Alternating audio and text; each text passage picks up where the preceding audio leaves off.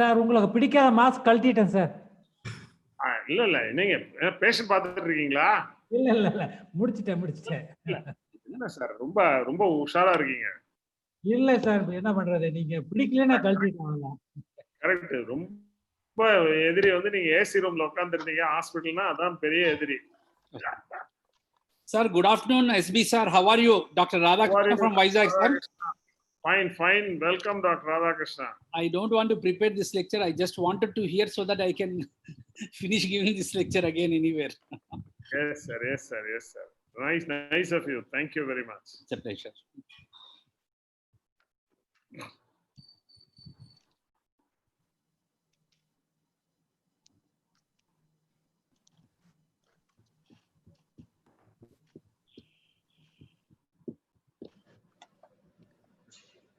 Annamalai sir எப்படி sir இருக்கீங்க? நல்லா இருக்கேன். வணக்கம் சார். வணக்கம் சார், வாங்க சார். வணக்கம் சார்.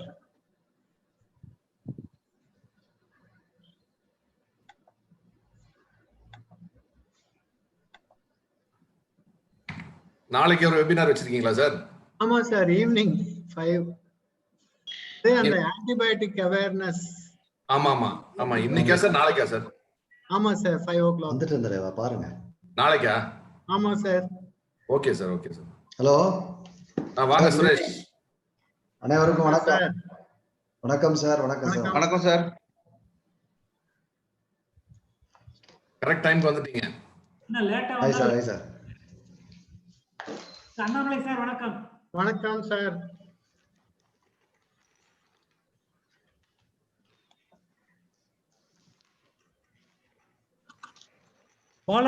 பாலாஜி. ஹலோ.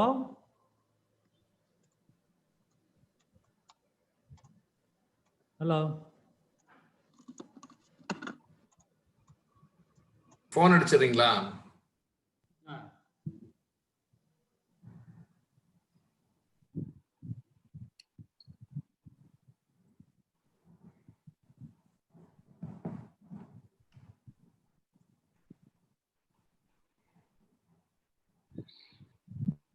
சென்னையில செகண்ட் வேவ்னு சொல்றாங்க சார், எஸ்பிஎஸ் சார். ஃபர்ஸ்ட் வேவே முடியல சார். ஃபர்ஸ்ட் வேவ் முடியல. சரி சார். அப்படியே இருக்கு. யோகானந்தி சார் வணக்கம். சார் வாங்க சார். யோகானந்தன் சார். யோகானந்தன் வாங்க சார். வணக்கம் செந்தில். வணக்கம் சார்.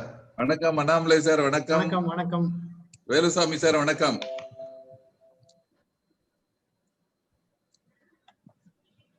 எப்படி இருக்கீங்க சார் யோகானந்தன் சார்?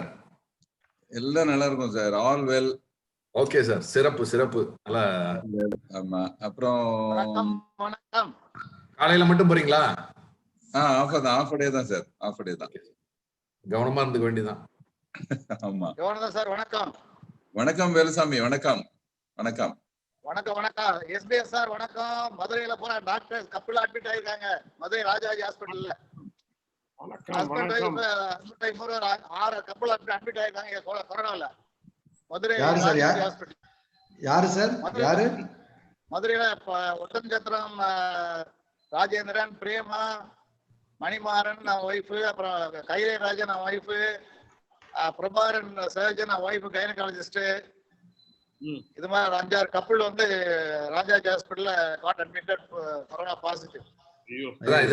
இது crucial time sir. This is very crucial. This is a very crucial time. Velusamy paediatrician யாராவது அட்மிட் ஆயிருக்காங்களா வேலுசாமி? பீடியாட்ரிஷியன் இப்ப யாரும் இல்ல சார். யாரும் இல்ல. Very good. ஆமா. Very good. மார்னிங் மட்டும் பார்த்துட்டு அப்படியே ஈவினிங் போறது இல்ல பசங்க. அதான் ஆஃப் டே தான். இல்ல ஆமா. இதே மாதிரி கண்டினியூ பண்ண வேண்டியதான் சார். இன்னும் ஒரு 3-4 months இல்ல 6 months கூட இப்படியே போகணும். ஆமா. அப்படியே தான் போவோம் சார். எஸ்பிஎஸ் சார் எப்ப சார் ஆரம்பிக்கிறீங்க? 3:30. Very good. சார்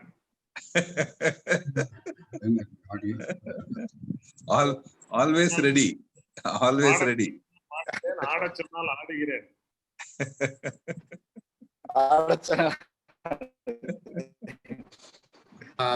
திரு ஸ்டார்ட் பண்ணிடலாமா? Good evening, Sandil. Good evening, sir. Sir பண்ணலாம் சார். வணக்கம் சார்.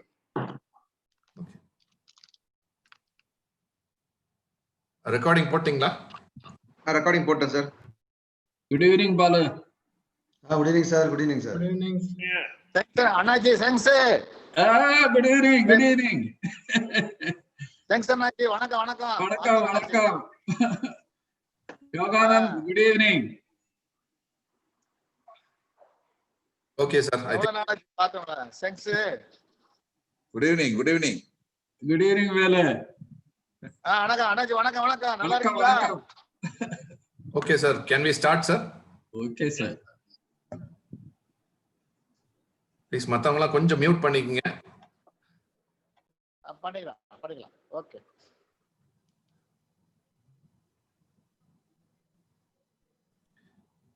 அகர முதல எழுத்தெல்லாம் ஆதி பகவன் முதற்றே உலகு. அனைவருக்கும் இனிய மாலை வணக்கம். We'll start this webinar with the pediatrician's prayer by Dr. Rajendran. Good evening to everybody. குழந்தை மருத்துவனின் இறைஞ்சுதல் எங்களுக்கு முழுமையான குணமளிக்கும் திறனை தாரும். நோயரின் துன்பம் தீர்க்கும் திறன் நமக்கு வழங்கப்பட்டது எப்படிப்பட்ட சிறப்புரிமை என்பதை பணிவுடன் நாம் உணர்வோமாக.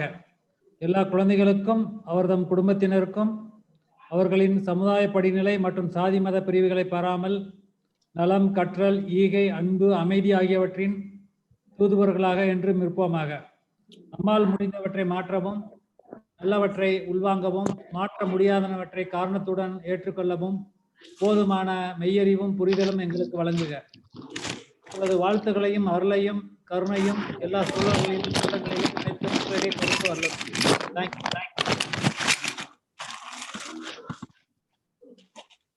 திரு மதிவாணன் கொஞ்சம் மியூட் பண்ணிக்கங்க. திரு Mathivanan.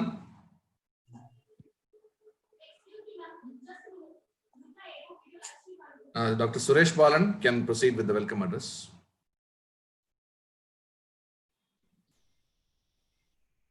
Sir, am I audible?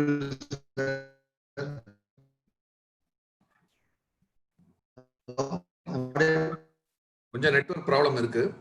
Voice break ஆகுங்க sir. Suresh Balan sir. Hello. இப்ப பேசுங்க. Am I audible?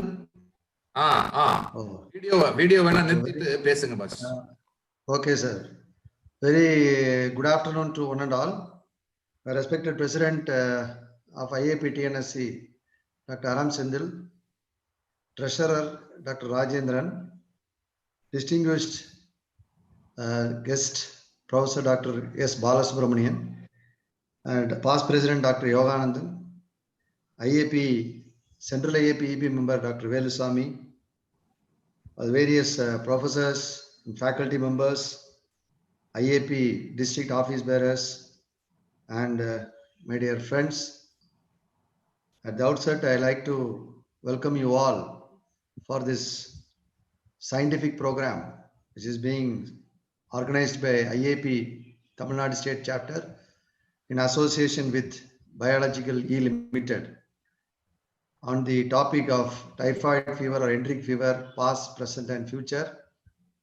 And we are also very happy to welcome the Vice President of Biological E, Mr. Jeevan Kumar Mudgala, who has also joined in this webinar, and our Joint Secretary, Dr. Thirumurugan, who has taken extreme steps, is doing wonderfully well in organizing all these programs in Zoom as well as YouTube channels.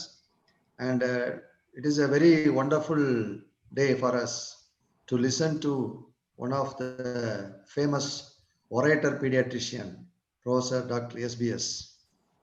சிம்மக்குரலன் Sivaji கணேசனுடைய குரலை கேட்பது போல பீடியாட்ரிக்ஸ்ல அப்படி ஒரு குரலை கேட்கிறதுக்கு நம்ம எல்லாம் கொடுத்து வச்சிருக்கணும்.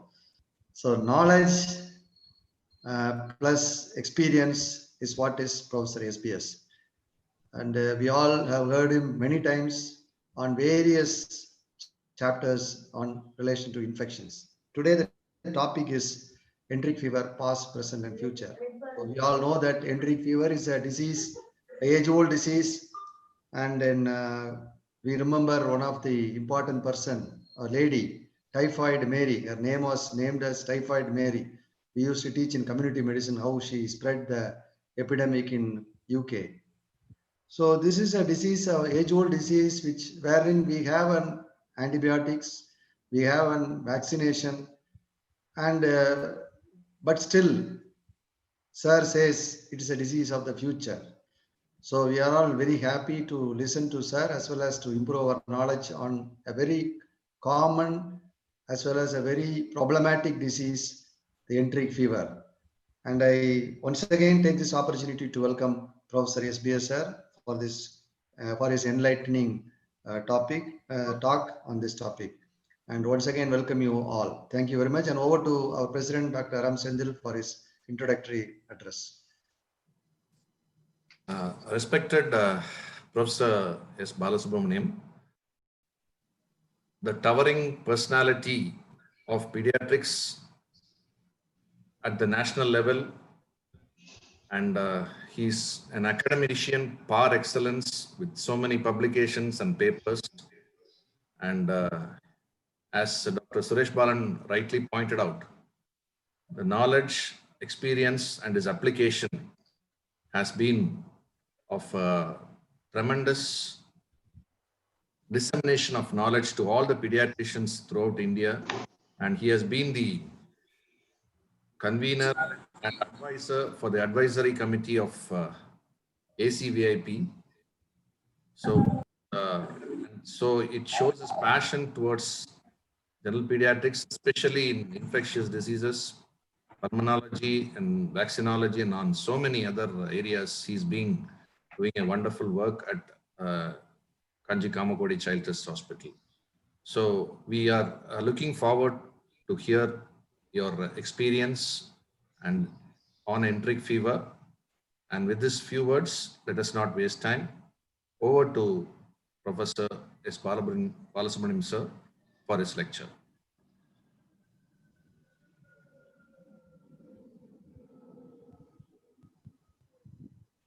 Thank you very much, Dr. Sendil, Dr. Suresh Balan, Dr. Rajendran, Dr. Annamalai, Dr.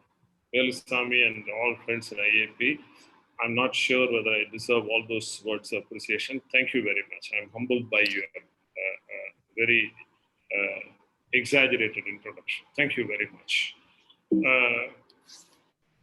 At the outset, I have to declare a conflict of interest because I am an advisor for the ACVIP 2020 and 21. And this session, which is sponsored by Biological E Vaccines, is a sponsorship for the IAP, and there is no honorarium for me.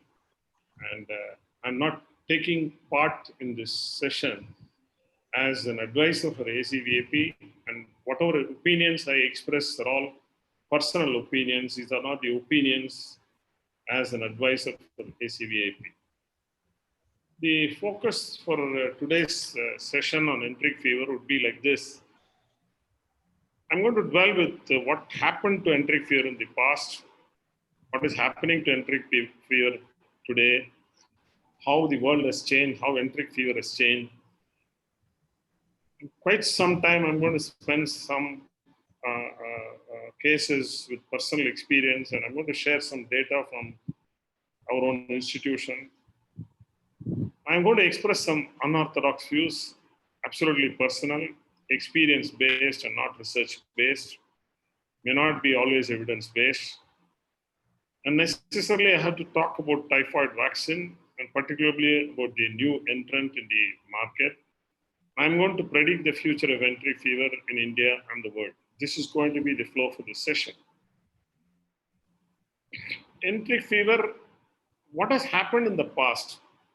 Somebody mentioned the name of Typhoid Mary. From the time of Typhoid Mary, it is there to haunt the developing countries. There is hardly any enteric fever in the United States, America, UK, Japan, etc., and developed countries. Whatever salmonella infections they see are all non-typhoidal salmonella coming from contaminated animal food and milk rather than contaminated water producing enteric fever. But unfortunately in India, it has killed a lot of people due to enteric fever and its complications, notoriously the perforation. If you look at the global distribution of typhoid fever from 2000 onwards, you see here the Indian map is in the red list with a lot of cases, something very high incidence of over 100 per 1 lakh per year. And global typhoid cases have plateaued with 11 to 18 million illnesses and about nearly about 1.28 to 1.9 lakh deaths per year. It is causing deaths, and most of them due to intestinal complications and shock. So it is still continuing to cause significant morbidity and mortality, though it has also come down in many developed countries and not in countries like India. Coming to the estimates of typhoid burden, you see here from the year 1996 onwards, if you see the estimates, there's only a gradual reduction. The number of illnesses has been somewhere around 16 million and still hovering between 12.5 to 17 millions in the recent past. Unfortunately, it continues to occur in the same number. And if you look at the data from Africa, Asia, it is said that the number of blood cultures being positive for typhoid fever, most of them had occurred below the age of 0 to 4 years, 27%. That means every fourth case of enteric fever in the world is occurring in children below 4 years of age, a very vulnerable age. And around 2.9% had occurred below the age of 6 months. So it's not a disease confined to older children and adults as thought previously. Significant number of cases do occur in infancy and in the toddlers age group below 4 years of age. If you look at the typhoid occurrence statistics, we realize that it's not uncommon below 6 months, and the occurrence increases steeply between 6 and 12 months of age, and it can be severe below 5 years of age to cause significant mortality and morbidity. What is interesting and disturbing to read in the literature is that only 4% of individuals suspected to have typhoid fever had culture confirmed typhoid fever. That means if 100 people had been suspected to have typhoid fever, only 4 of them end up having culture positivity, and out of the 96 remaining, many of them get treated as enteric fever without blood culture. So there is a definite lack of, not culture, but lack of blood cultures across the world. That's what is happening. And if you look at the data on enteric fever today, there are some new things happening. All of you would have read emergence of multi-drug resistance, which occurred about 15 years back, ciprofloxacin resistance. Then we talked about nalidixic resistance. And time has come now to talk about ceftriaxone resistance also. So that is something which is very disturbing for the microbiologists and for the infectious disease experts. Interestingly, I'm quoting something from our neighboring nation, not a friendly nation, Pakistan. In the year 2019, the Pakistan Infectious Disease Society met and came with new guidelines for enteric fever. In fact, other than India, Pakistan perhaps has got one of the highest burden of enteric fever cases in the world. So it is natural for us to accept our neighbors' correct definitions, which are actually very, very interesting to read. In the definition, what they have done is to disagree with the earlier WHO definition. In the earlier WHO definition, they used to divide it into probable enteric fever and confirmed enteric fever. And the term probable enteric fever was given to those cases who had 5 days of fever along with antibody positivity in the form of Vidal or Typhidot or any of the antibody tests. But look at what the Pakistanis have done. They have removed the antibody test from the probable or suspected case of typhoid fever definition. I thought that's a very, very recent definition, which we also need to accept. The reason why I like this definition is because we are too much dependent on Vidal and the new typhoid for diagnosis of typhoid fever. So here they are given a definition that a patient with documented fever of 38 degrees for at least 3 days with rising trend in clinic and having no other cause for the fever, or a compatible case that is epidemiologically linked to a confirmed case of typhoid fever is called a probable or suspected case of typhoid fever. In fact, in most rural areas, this will be the definition which will be occurring to most of us. Confirmation because blood culture or bone marrow culture or urine culture or stool culture positivity in somebody who's got fever for at least 3 days. Chronic carrier, they have given a definition. So this definition is very, very useful in that it has removed the usefulness of Vidal in one stroke. The other interesting thing in the new definition given by the Pakistan Infectious Disease Society, again, it makes interesting reading. They have classified typhoid for the clinician into 4 groups. I thought this is very, very relevant today for us also. The 4 groups are non-resistant typhoid fever, multi-drug resistant typhoid fever, extensively drug-resistant typhoid fever, and they have now introduced a new term called ESBL typhoid fever. I will dwell with them individually, briefly. Non-resistant typhoid fever, I would say, is the good old typhoid fever caused by S typhoid or paratyphoid A, B, or C, and which are sensitive to first-line drugs as well as third-generation cephalosporins. That means you can use any drug for them: ampicillin, amoxicillin, cotrimoxazole, cefixime, anything you can use. That is non-resistant typhoid fever. You don't see them very often, but they are given a definition. Second is multi-drug resistant fever. We are very familiar with that, where these strains are resistant to first-line drugs, but they are sensitive to third-generation cephalosporins, cefixime, and ceftriaxone. Extensively drug-resistant typhoid fever, like extensively drug-resistant TB, is typhoid fever caused by S typhi, which are resistant to all the 3 groups: ampicillin, amoxicillin, chloramphenicol, cotrimoxazole, and also your cephalosporins. Fortunately, most of them are sensitive to azithromycin till date. I'm not sure when azithromycin resistance is going to be reported in a big way. The last definition is ESBL positive typhoid fever. Now, recently they have identified the fact that Salmonella typhi and paratyphi can produce ESBL, and they can be resistant to third-generation cephalosporins like some of the E. coli in the urinary tract infections. But they may be sensitive to, surprisingly, the first-line drugs, including chloramphenicol, cotrimoxazole, and even ciprofloxacin. This is a new entity which Pakistan has introduced. I have not come across this strain in our hospital, but other centers in India have reported this new group. This group is important because if you get a report from the lab, it is ESBL producing typhoid. There is no point in giving cephalosporins.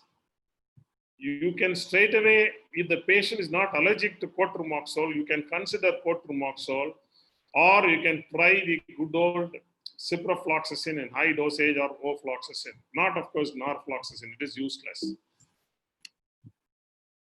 If you see the recent reports of resistance, the dangerous, extremely drug-resistant typhoid outbreak had occurred in Pakistan, and one of our Indian companies, vaccine manufacturing companies, supplied millions of doses to the Karachi city and other cities in Pakistan to vaccinate children. Fortunately, it is under control this year. In South Asia, more than 800 people across Pakistan have been infected with this extremely drug-resistant strain. And I'm worried that this strain may walk into India very rapidly and cause a lot of problems for us. Till now, it has not happened. What is new in the Pakistani guidelines is regarding the dosage of drugs. In fact, cefixime can be given in a dosage of 400 milligram per BD in that recommendation. But there are references which have said that you can go up to even 800 milligram BD if there is an obese child weighing 70 kg. Adult dosage is minimum of 400 milligram BD. Mosquito doses of 200 milligram BD won't work. We have to use 20 milligram per kg, and you can go up to 400 milligram BD in pediatrics. And if it's an adult, you can go up to 800 milligram BD safely. That's one. The maximum dose of ceftriaxone is 2 gram BD. The ideal dose is 50 milligram per kg BD or 1 gram per kg OD, not more than 4 grams per day. But what is interesting in the recent recommendations from Pakistan is that you can go up to 1 gram of azithromycin. If there is an obese child having enteric fever, if you are using azithromycin, you can give 1 gram OD for 7 to 10 days. But most textbooks, including Harrison's, mentions that if you want to use azithromycin in enteric fever, you start with a loading dose of 1 gram in an older child or an adult, followed by 500 milligram OD. But this guideline from Pakistan says you can give azithromycin in an obese child weighing more than 60 kg, 1 gram for OD for up to 7 to 10 days. This is something new.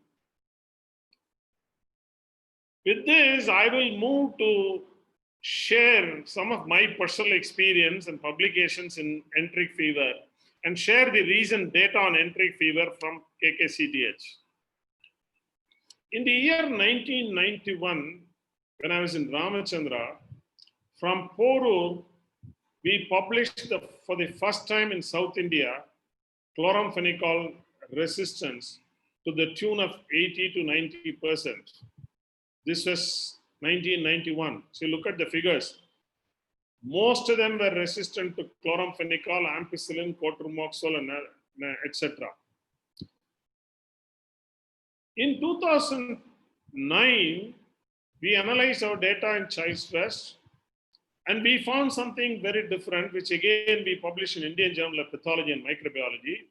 Look at what has happened here. The chloramphenicol sensitivity has come back in a big way. The resistance has dropped down to around 10 to 20%. On the other hand, nalidixic acid resistance is going up. This is what we found. So here, nalidixic acid resistance was not there. This has emerged in 2009. Chloramphenicol sensitivity had come back. Ampicillin sensitivity had come back, reversed. That's what happened in 2009. So in about 249 isolates, we found nearly about 80 to 85% were resistant to chloramphenicol. That is the time when we started using ciprofloxacin. When we started using them at 10 milligram per kg, fever used to subside in 3 days. But then again, the trend changed in 2009. Ciprofloxacin resistance, usually reported as nalidixic acid resistance in the laboratory, went up to around 80% in the year 2009. So big swing from one way to the other way. This is what happened. With this, let us look at some of the case scenarios with some take-home messages. This is a child who had fever for 4 days, 5 days, not improving, vomiting and a few loose stools.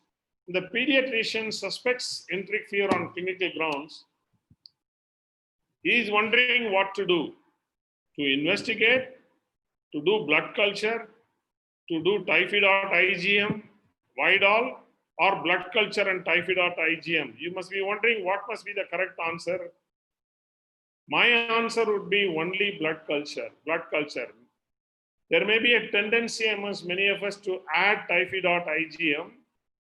Of course, very few will continue to do Vidal, which is irrational, particularly on day 4 of fever. If you look at the principles of diagnosis of enteric fever, culture of culturing yet to become a routine. We do CT scans for COVID positive children unnecessarily, but we always say we don't have lab facilities to do culture. I think that's an excuse. You have many good laboratories from city picking up culture, giving culture bottles, back texts are available. You will get a report within 48 hours.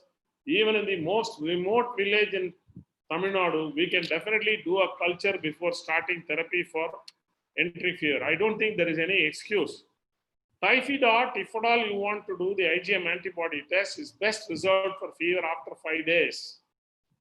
And it has got more sensitivity than specificity. On a personal scale, in our unit, we don't rely on typhoid. We rarely do it at all. And I would say Vidal fever is still prevalent. Slide test, 1 in 80, day 4, will be rounded. And mosquito doses, cefixime is often prescribed. It should not happen. I call it as Vidal fever rather than enteric fever. And in our unit, we have started doing Vidal. In fact, if my PG writes, I strike it off. We don't do Vidal at all in our unit. We go by cultures alone.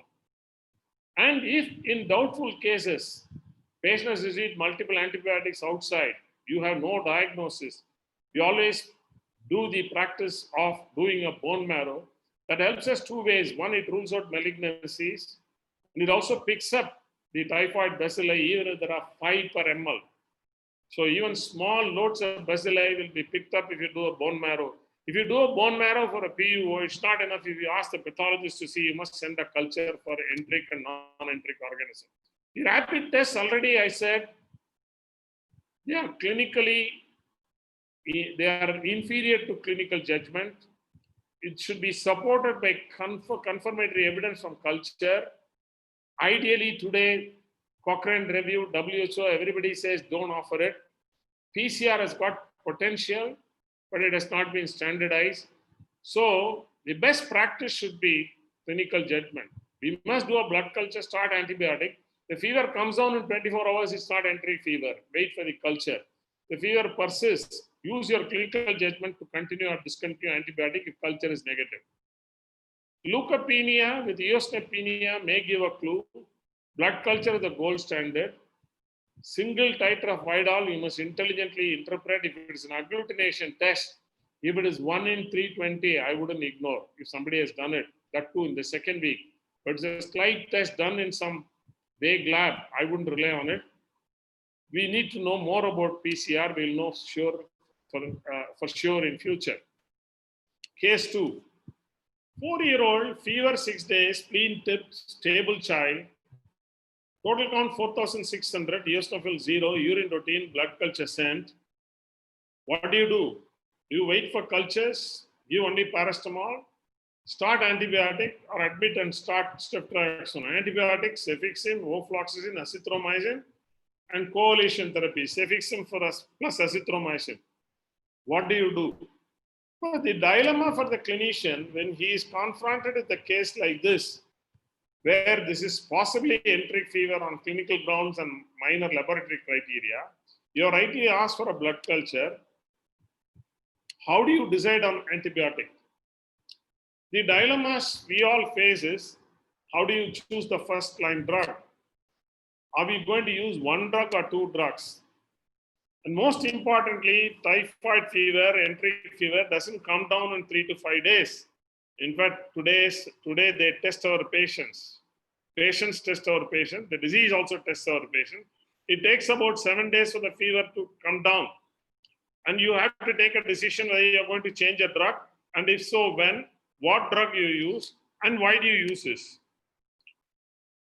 In a recent study which has disturbed the clinicians and which has disturbed conservative physicians like me, in Nepal, they used a combination of cephalosporin with azithromycin, and they came to a conclusion that those given a combination of cefixime and azithromycin, the bacteremia cleared earlier and the duration of fever was less.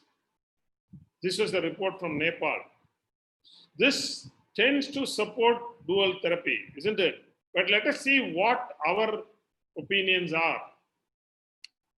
Earlier, 2004, 2005, in our unit, we used to give only 1 antibiotic for enteric fever. There are other senior physicians who used to give a combination of either cefixime with ofloxacin or cefixime with azithromycin, like that. So we just wanted to find out whether it is going to make any difference to use 2 drugs.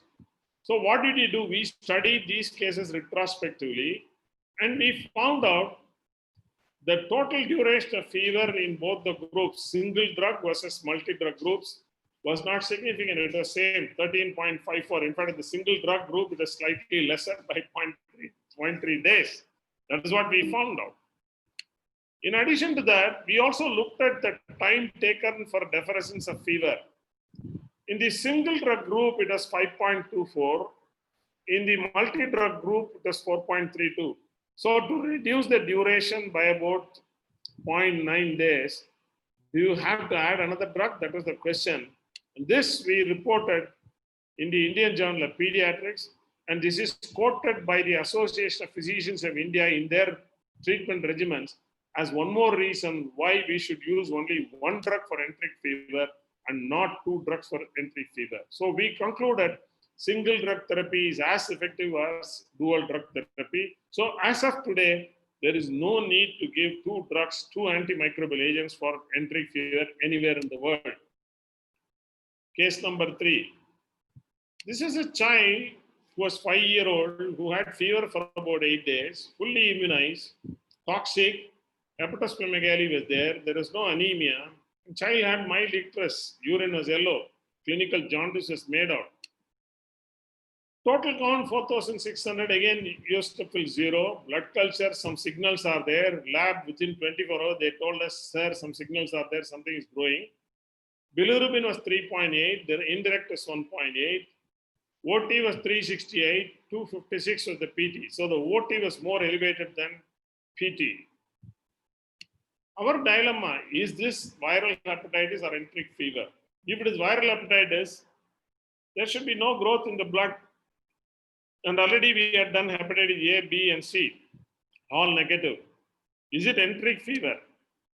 To solve this dilemma, we carried out a study comparing the levels of serum ALT, SGPT with LDH. And we found the ratio is very, very useful in differentiating typhoid and viral hepatitis. If you see the ratio, the serum ALT LDH ratio in typhoid is always less than 9, whereas in viral hepatitis, proven IgM positive A or B, it was more than 9. Why does this happen? Typhoid fever causes ischemic hepatitis. When there is ischemic hepatitis, LDH goes up much more than SGOT. And LDH goes up much more than SGPT also. So the higher elevation of LDH in typhoid causes a lesser ratio, whereas in viral hepatitis, the ALT is very high, LDH is not very high, but the ALT is very high and it tends to be more. That is what we found out, and we published this in Indian Pediatrics. So if you have a patient who has got jaundice, who has got fever, hepatosplenomegaly, you can do an LDH and also get a blood culture. If the LDH is very high, it is likely to be typhoid. Whereas if the LDH is not very high and PT is very high, it is likely to be viral hepatitis. So it's not a gold standard. You have to do viral markers and blood cultures also. Case 4. This is a very unusual case, a 6-month-old infant who had fever, bouts of crying for just 1 day. From morning, the mother came with bouts of crying, had a bulging fontanelle, no other signs, counts were normal. We did a lumbar puncture to rule out meningitis, absolutely normal.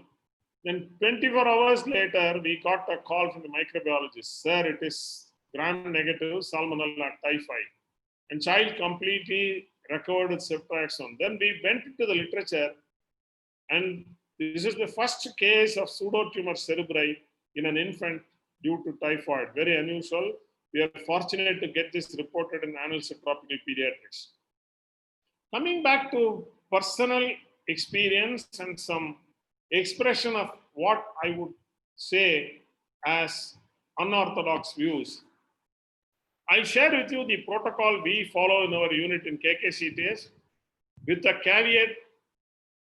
Please do not follow this just because we are following this. We are following this as a policy for the last 5 years based on our own experience and antibiogram. What do? One is that we give ceftriaxone only as inpatient. We don't administer ceftriaxone as OP therapy. The reasons are many. One, if the patient is fit enough to go home, the patient is fit enough to receive oral drugs. The other alternatives are to send the child with an IV line, dangerous, or to give IM ceftriaxone.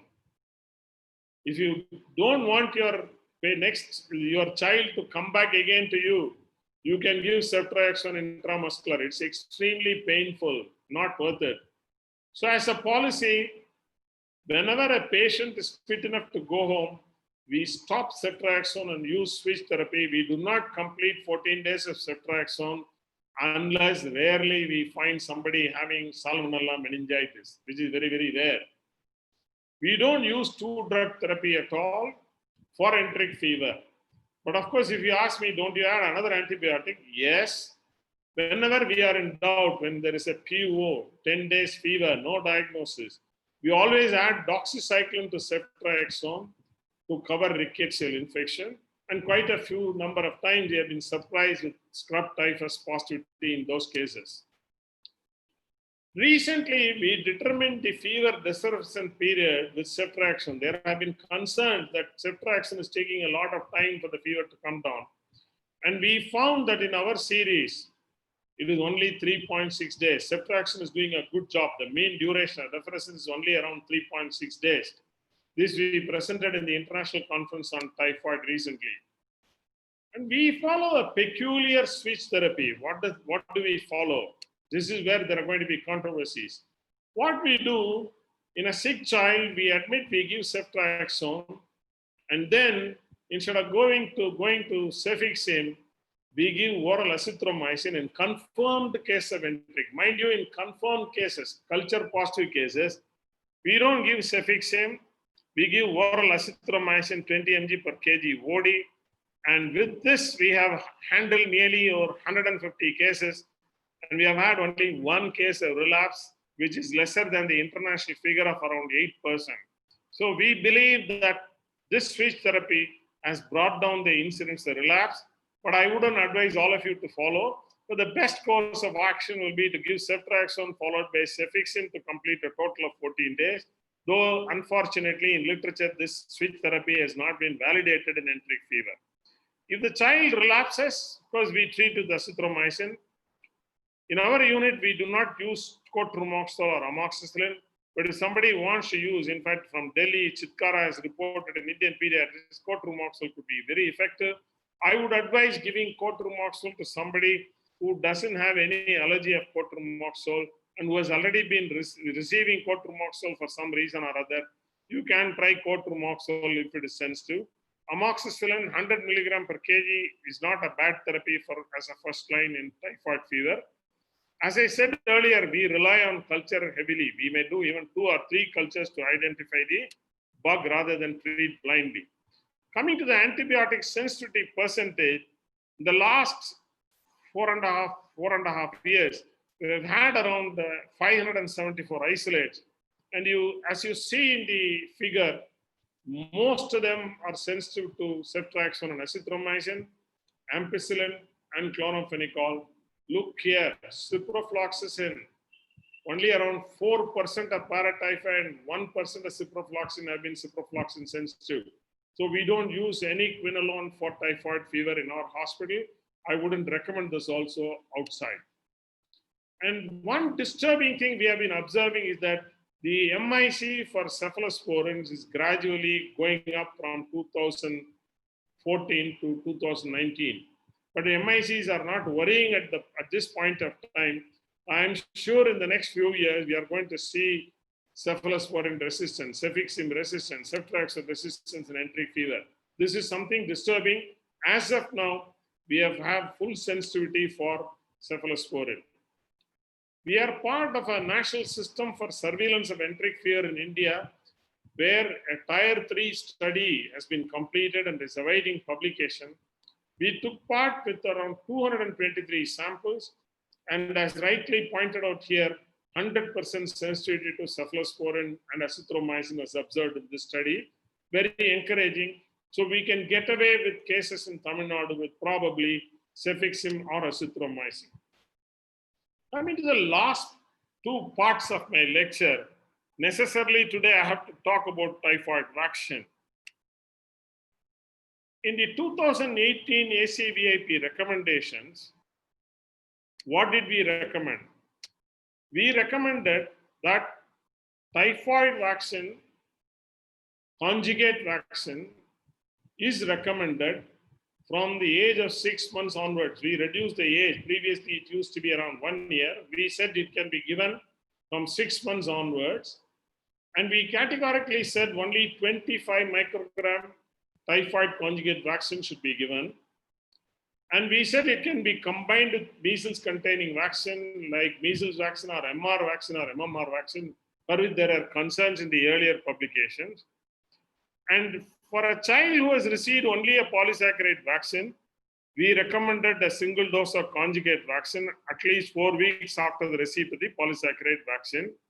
And controversially, we said that routine booster is not recommended as of now for want of evidence. But this is in contrary to the earlier recommendations. This is being debated. But as of now, till today, there is not enough data to say a booster should be given. But the manufacturers, some of them recommend booster can be given at 3 months. But I'm not sure whether there is any evidence. But I've always been saying there is no other international agency which is recommending a booster for typhoid. Until we get data, this is going to be a debated affair. The WHO recommends typhoid vaccine, conjugate vaccine routinely. WHO does not comment on booster doses. It says there is no data to recommend booster doses. And coming to the new entrant in this, the new entrant is the one which is manufactured by today's sponsor, B vaccines, that is called Typhi-B. And the currently available vaccines are from Bharat Biotech, Type-Bar, Type, and there is another one in USA, another one in Korea. If you see the comparison, maximum data is available for TCV vaccines which contain 25 micrograms. And this VICRM 197 is one where the VI polysaccharide is obtained from Citrobacter fruideae. And this is originally produced by Novartis and now being modified by BE Vaccines Limited. And as I said earlier, CRM 117 is the conjugate protein. And the major difference is the source of the VI polysaccharide and the conjugate protein when compared to the competitor Bharat Biotech vaccine. And each 5 ml contains 25 micrograms of VI polysaccharide as required by the IAP recommendations. And it is manufactured by Biological Evans. And the manufacturer's recommendations are from 6 months to 45 years as a single dose 0.5 ml intramuscular route. They have applied for WHO pre-qualification. I'm sure they would get it. It has been approved by the DCGI. And this vaccine has undergone a clinical trial which was discussed in the Pedicon recently, where they conducted a randomized control trial comparing with Type-Bar TCV. And the follow-up period was for about 42 days. And the seroconversion rates were equal when compared to Type-Bar TCV. Coming to the anti-VI IgG antibody, the titers were comparable, 97 versus 97.7, which is quite good enough. So what these studies tell us is that the new vaccine, which contains 25 micrograms of the conjugate product, is probably as good as the existing product, and it is safe, immunogenic. Of course, when compared to the competitor, they may not have long-term data because it's a new vaccine. I'm sure the company will generate more data to discuss in future. Coming to the future of enteric fever, the last part of my discussion, What is going to be the future of entry fear in this country? Is not in my hands, not in your hands. It depends on three interventions. Vaccination. I'm sure we have enough money to vaccinate every Indian child with the typhoid conjugate vaccine. It should be a pro thing. Improving living conditions, better sanitation, safe drinking water, checking of food handlers in hotels, and improving the economic status of every Indian.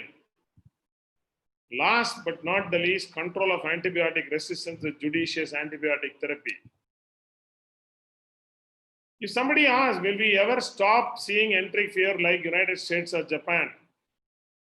Yes, I'm confident we will stop seeing enteric fever if factors associated with enteric fever, which includes lower socioeconomic status, overcrowding, illiteracy, living in rented accommodations, washing hands, stopping of open air defecation, good public hygiene monitoring. I am sure in India also we will stop enteric fever from killing our children and adults. Is typhoid incident declining in India? Yeah, there seems to be a decline over the last 5 years. And it may be because India is becoming a global economic power and India has got more female literacy than before. And one of the peculiar reasons is that India has been using more antibiotics than before. So if on day 2 everybody receives antibiotics, typhoid will not be detected. So that is also one of the reasons why probably typhoid incidence in records is less than before. And in a recent article in Lancet Infectious Diseases, it was brilliantly written. This week we are celebrating the Antibiotic Awareness Week. And to improve antibiotic stewardship, one of the methods which is available for us is a typhoid conjugate vaccine.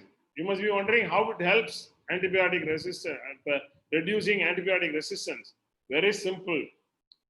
If somebody is vaccinated appropriately with an effective vaccine, if somebody has fever for 4 to 5 days, I may not consider enteric fever at all as a DD. For example, in the United States, nobody will think of enteric for a 4-day fever, 5-day fever. That is because of good hygiene. Same thing might happen in India. So routine typhoid vaccination may serve as a very good tool for as an action against antimicrobial resistance. We might be using less antibiotics to somebody who's got 4 days fever. We might not think of typhoid, we might think of only viral infection. And of course, I don't have to tell you, we'll think of COVID-19.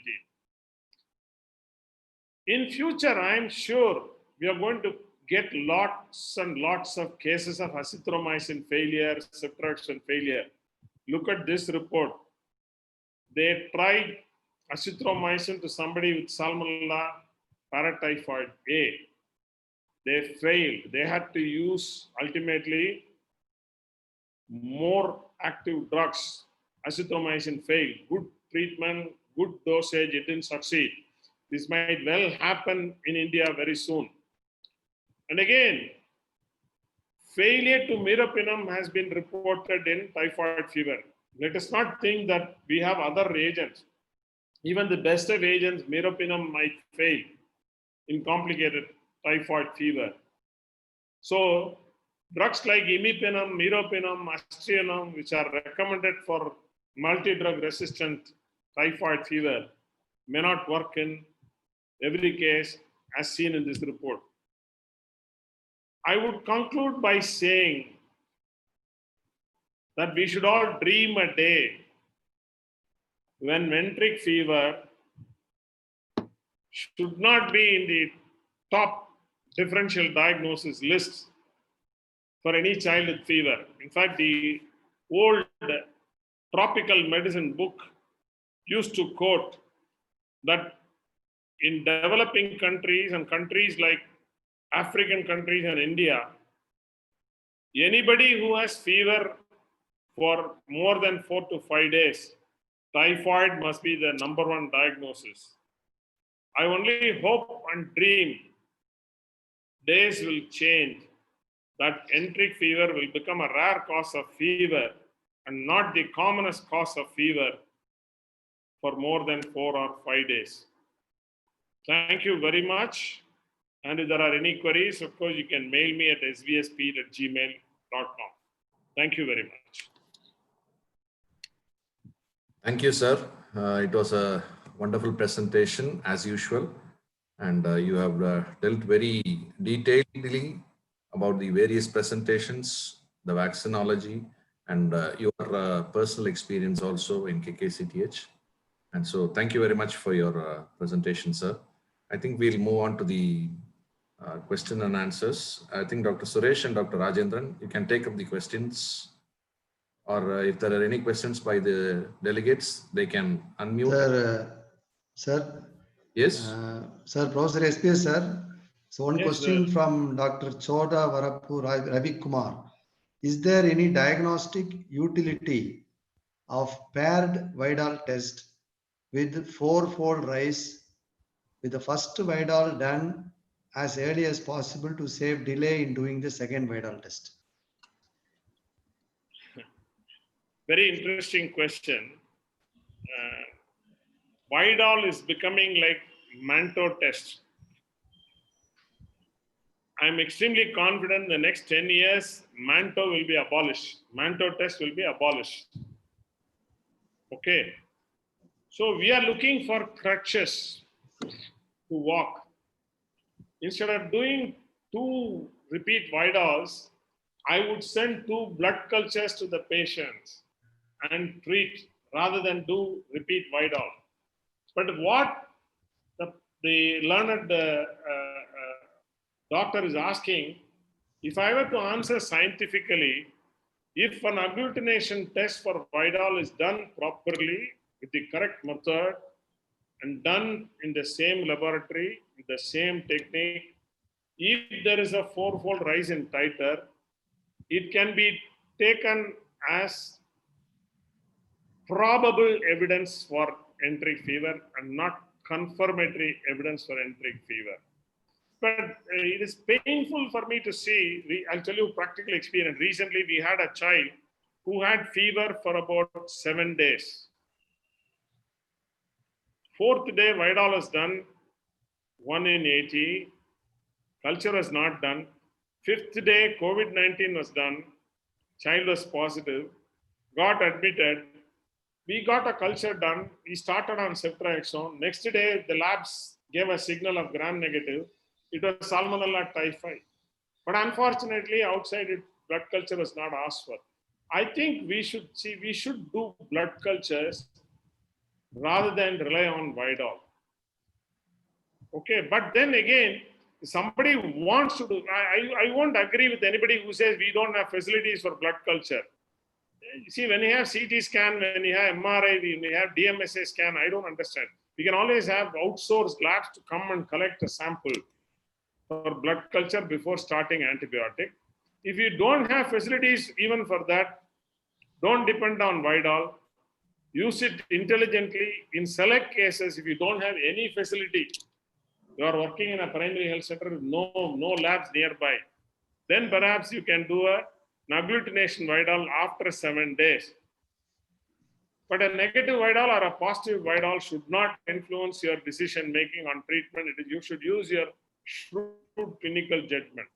Again, I would say that 1 in 60 or has been the cutoff, which may be present even in normal population, which can occur in UTI, which can occur in so many other gastrointestinal diseases. It's highly non-specific.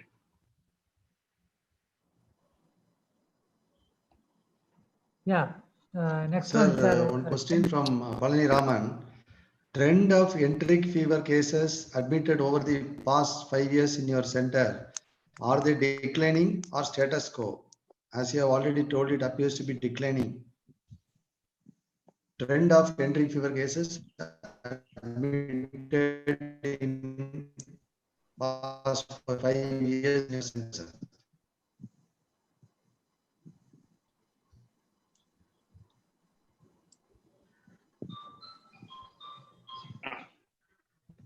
Sir, you are able to follow? Yeah. See, good question, Dr. Paniraman, as usual, expected from you. Yes, there is a decrease in of cases, particularly this year with COVID-19.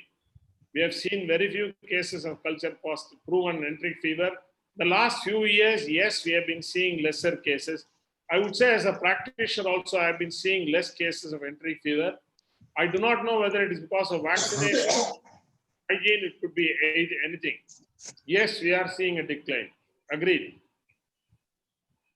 So another question is, Cipro resistant is everywhere? Ciproflox resistance is everywhere? In India, see, right now, I showed you, there is a national sentinel surveillance of enteric fever. The data generated there suggests that nearly 90% in India, 90% of strains in India are probably resistant to ciprofloxacin. Ciprofloxacin has no place in the treatment of enteric fever in children today, 100%, unless you have a lab proof. As I said earlier, only 5 to 10% are sensitive to ciprofloxacin. They don't work, doesn't work. So Nobody should be using ciprofloxacin or ofloxacin as the first line treatment today in India. So another one is, how useful is blood culture if child is already on antibiotic for 4 days but without response? Will it be useful? Dr. Annamalai Vijayaraghavan, sir. Yeah, excellent question. Excellent questions. I think, see, you must remember the culture positivity depends on the number of bacilli. If you have a good number of bacilli circulating in the blood culture will pick up the organism. But if you have already given antibiotic, if the child is continuing to have fever and toxemia, it is very likely that the bacteremia is persisting and you should do a culture. In fact, some centers in Mumbai, some hospitals in Mumbai, corporate hospitals, simultaneously draw 2 samples for blood culture, one from here and one from here, just like infective endocarditis. And if you draw 2 samples like this, your yield goes up by another 10%. And in fact, even when we have a child with PUO, we do 2 sets of blood culture at 2 different places. The yield goes up. You should do, because if you get the organism, it gives you proof.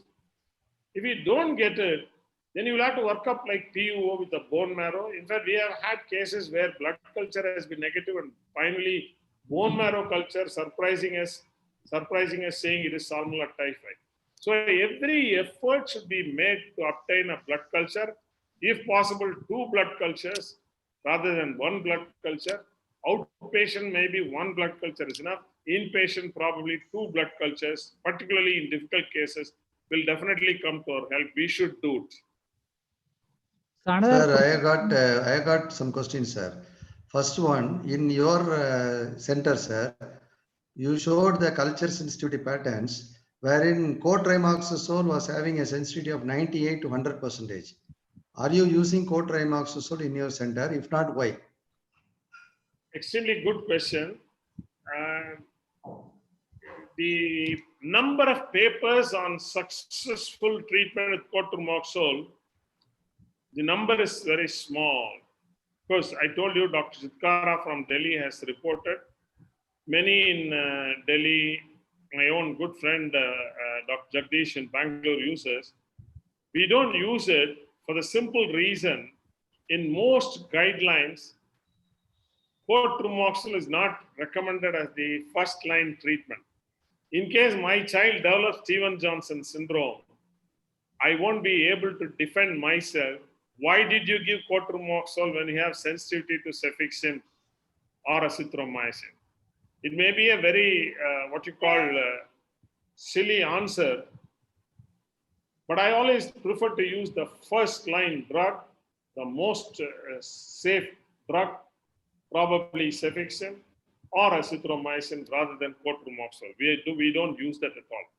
But if somebody wants to prescribe, there is evidence that it can be used, but it is very difficult to justify why you prefer to use cotrimoxazole over cefixime in the individual patient.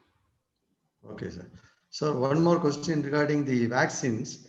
As you have told, for the control of enteric fever, three things are important. One is living conditions, second is vaccine, third is prevention of antibiotic resistance. Why vaccine is not included in the national immunization schedule? Extremely good question, but you are asking the wrong person. I'm not Vijay Bhaskar, the Health Minister of Tamil Nadu, to answer this question. No, sir, you are part of the advisory committee, no, sir. No. I'll tell you. In fact, yesterday in one of the webinars for parents, I remarked that with the amount of money politicians spend on hoardings, banners, and all functions, you can vaccinate the whole world with pneumococcal conjugate vaccine, typhoid conjugate vaccine. Having said that, typhoid conjugate vaccine is a safe vaccine, and as recommended by the IAP, we can use any of the 25 microgram typhoid conjugate vaccine available in the market safely, and the cost will come down if the government starts using it. But I am sure in the next few years, in fact, I am expecting the study on the national surveillance, sentinel surveillance, to be published very soon in international journals. With that, I am sure the government of India would also include typhoid vaccine in the national schedule. There is a big need to prevent typhoid in children, and with the availability of conjugate vaccines which are safe, which are effective, for which we have good data, including the new entrant, there is no reason why we should not introduce typhoid conjugate vaccine in the public schedule.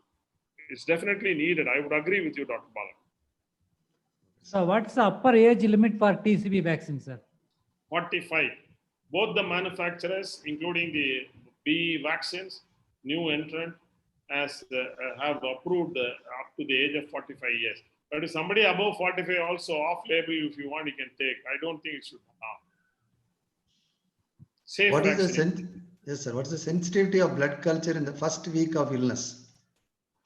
First week. See, if you look at the sensitivity, even in the best of centers, is only around 70 to 80%. 70 to 80% if you do in the first week. But again, depends on so many factors. Now with BACTEC, the chances of picking up Enteric are very high. We don't do any more of those old agar cultures. BACTEC is very, very sensitive. And it's available everywhere. At least there is one BACTEC machine every other town nowadays. Sir, again, Dr. Palniraman, one question, sir. In your center, how many suspected treated cases of enteric fever are culture positive? How many suspected? Dr. Palniraman, I don't have offhand data on it, but I can tell you, among suspected cases, at least around 70 to 80% will be positive. 70 to 80%. And if you draw two cultures, the percentage may go up by another 10%. Sir, one funny question I want to ask you, sir. Please don't mistake me. In your center, you are giving typhoid conjugate vaccines to all children. Yeah. But why then do you have a lot of cases of enteric fever admitted in your center? See, the cases, in fact, the cases which get admitted there, they all come from different parts of the city, outskirts, and districts.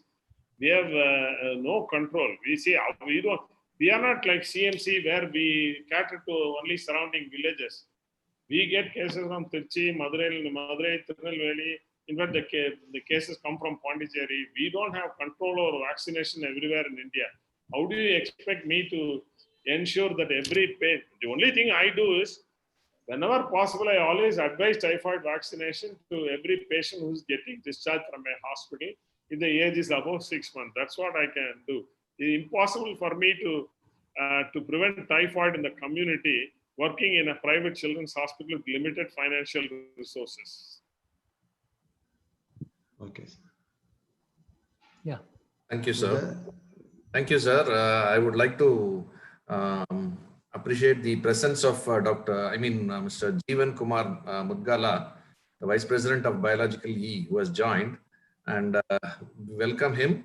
And I would place on record that for supporting us, I extend my and for their support, invaluable support.